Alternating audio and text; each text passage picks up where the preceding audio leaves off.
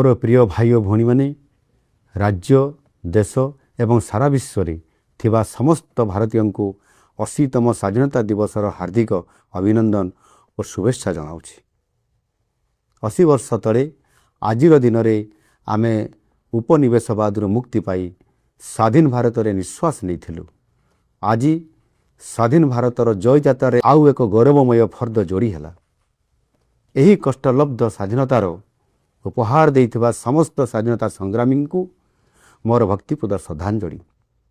सेमानकर असीम त्याग और बलिदान पाई ये देश सदासर्वदा ऋणी रहिबो।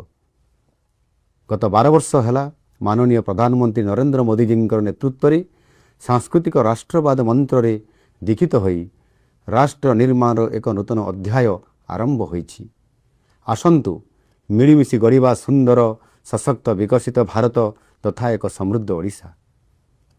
आज यही शुभ दिन में वंदे मातरम गान करी सगर्वे घरे घरे तिरंगा उत्तोलन करंतु। जय हिंद, वंदे मातरम।